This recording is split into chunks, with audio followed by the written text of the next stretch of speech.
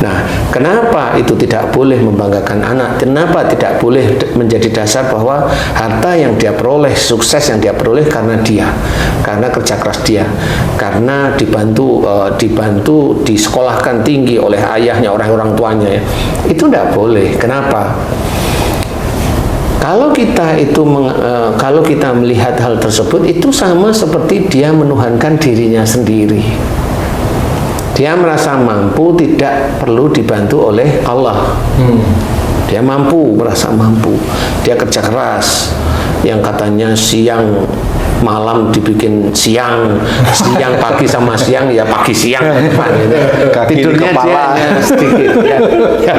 Itu tetap tidak boleh. Semua yang berhasil itu sebenarnya karena dia itu tidak boleh.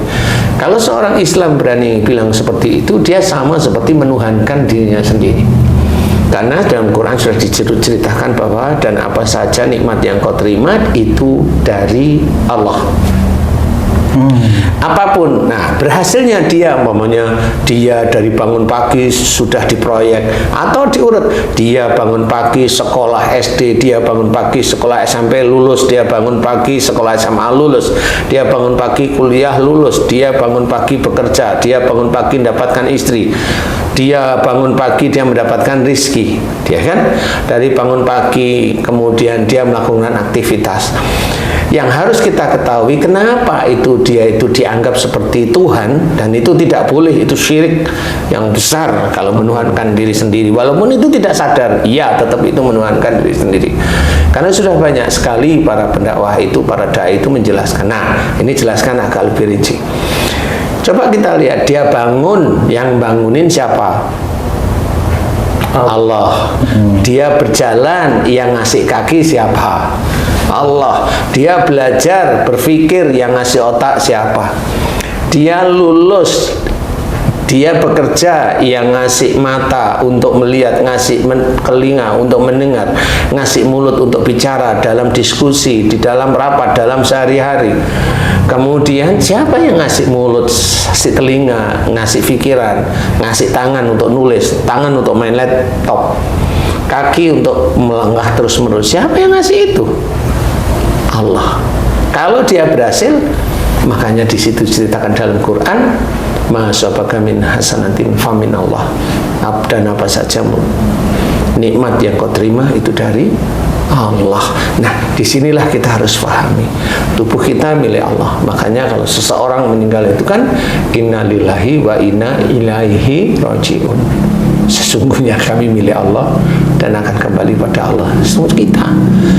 Kalau orang mati, ingat kita milik Allah. Tapi kalau kaya, enggak. Nah, di sini dalam salah satu ayat ini itu dijelaskan ma sabaka min hasanati fa min Allah wa ma sabaka min sayyi'atin fa min nafsik. Nah, di sini dua kalimat ini yang berbeda. Dan apa saja nikmat yang kau terima itu dari Allah, dan apa saja musibah yang engkau terima, jelas sekali dalam Quran, musibah yang engkau terima disebabkan dari buah tanganmu sendiri. Jadi seorang Islam itu banyak sekali dia kalau mendapatkan nikmat, oh ini kerja keras saya, oh ini dari saya begini, nah itu syirik. Allah tidak suka. Kalau itu terus menerus dan dia tidak mohon ampun kepada Allah Ta'ala terus menerus, insya Allah masuk neraka. Kalau gini misalnya Pak Ustadz, ini ada seorang tua menasihati anaknya, kamu harus sekolah yang baik, kamu harus naik kelas, nanti kamu kuliah untuk masa depanmu. Itu kata-kata itu boleh nggak itu Pak Ustadz, seperti itu Pak Ustadz? Itu kata-kata dunia. Karena kita juga tidak tahu masa depan itu yang mana. Itu kan gitu ya. Kalau mamanya kamu harus sekolah, kamu harus kuliah untuk masa depanmu. Iya. Kalau dia dalam hatinya mikir masa depan anakku itu dengan basicnya agama mamanya. Agama mamanya, syariat Islam yang dia kerjakan terus-menerus, nggak salah. Tapi kalau kamu harus sekolah, kamu harus kuliah, kamu harus kerja agar kaya, nah itu beda sudah. Kan gitu. kamu sekolah, kamu ini, dan kamu tetap ini tetap, dan kamu jangan kamu tunda sholatmu. Nah, Ingat waktu sholat. ingat waktu sholat. Jangan ingat waktu sholat aja. Iya, bener nih, Harus sholat juga gitu ya. ingat waktu sholat kan gitu ya. Setiap hari bisa baca Quran, terus menerus lakukan, ingat pada Allah Ta'ala, kerjakan yang baik, kerjakan yang baik. Kerja keras silahkan, tapi ingat pada Allah Ta'ala. Jika kamu diberi oleh Allah Ta'ala nikmat, itu dari Allah. Jika kamu diberi musibah, itu dari kamu sendiri. Ini orang tua baik yang seperti ini. Nah, kebanyakan orang-orang itu biasanya nikmat itu diaku-aku dari saya. Nanti kalau pada waktu dia sakit, pada waktu kena musibah, Allah. Nah, kan dibalik jadinya. Mau enak aja. Mau enak aja. Nah, ini kebanyakan saudara-saudara kita itu begitu. Kamu sakit, Allah aja. Lah kan ayatnya jelas, padahal dia juga tahu agama. Banyak saudara kita tahu agama dan tahu bahwa musibah itu dari perbuatan tangan kita. Tahu dia perbuatan musibah dari perbuatan kita. Ya tahu, dia tahu. Tapi pada saat dia sakit, Allah. Nah, di sini kan kebalik-balik. Jadi ayat tersebut yang harusnya itu nikmat itu semuanya dari Allah dan musibah itu dari kita dibalik. Nikmat itu saya, musibah Allah. Nah, itu nggak boleh itu. Itu kalau dia muslim munafik itu namanya. Munafik. Munafik itu masuk neraka. Nah, inilah yang harus kita sadari. Bicara pun kita harus hati-hati, jangan sampai kita itu karena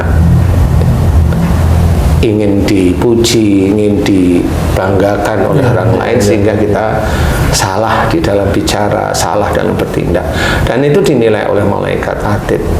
Jadi belajar untuk bicara yang baik.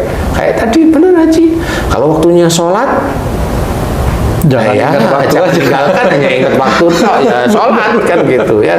Benar sih seperti itu. Jadi harus dipahami, kita harus belajar benar-benar bahwa yang memberi kita ini Allah Ta'ala.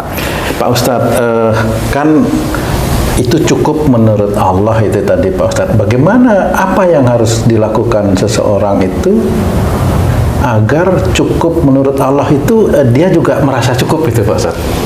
Apa yang harus dilakukan? Merasa cukup itu kan karena keikhlasan.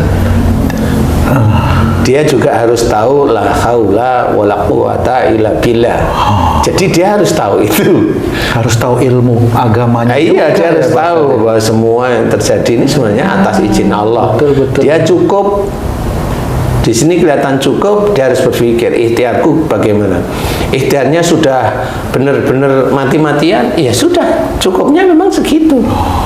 Kecuali dia mau beda lahan kerja, kan beda ya. Nah, di situ wallahu a'lam, nggak ngerti Allah mau memberikan jalan rezekinya tambah banyak atau tambah nggak ada rezeki, nggak ngerti ya. Tapi kalau dia itu beriman kepada Allah Ta'ala, dia berikhtiar, dicukupkan kok insya Allah. Kecuali yang malas, kan ada orang yang dia sholatnya rajin tapi malas. Iya. Ada yang gitu.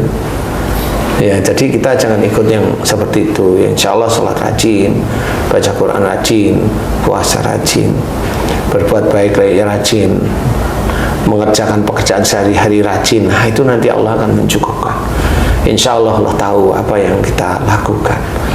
Nah, sehingga kita itu merasa cukup dalam kondisi apapun. Insya Allah seperti itu. Makanya kita dekat pada Allah Ta'ala agar senantiasa kita dicukupkan sesuai dengan keadaan iman kita. Kalau iman kita itu benar-benar kuat di hadapan Allah Ta'ala, Allah itu tidak segan-segan untuk memberikan cukup yang lumayan, sangat cukup kepada kita. Karena iman kita insya Allah kuat, jadi diberi harta seberapa tenang, dipergunakan untuk ini, pergunakan untuk ini, pergunakan niatnya karena Allah Ta'ala. Dan dia ngomong enggak, biasa aja. Mau mengeluarkan 300 juta, mau mengeluarkan 1 M, dia biasa aja. Enggak, dia nggak ngomong. Kenapa? Ya begitulah sebenarnya. Nah, kalau baru bantu orang ini aja udah ribut diceritain ke sana kemari, nah kan berarti kan nggak kuat imannya itu untuk menerima sesuatu hal. Nah, di situ yang harus kita pikirkan bahwa cukup menurut Allah belum tentu sama dengan kita cukup. Makanya kita belajar terima keadaan sehari-hari agar nanti Allah itu juga mencukupkan. Intinya seperti itu.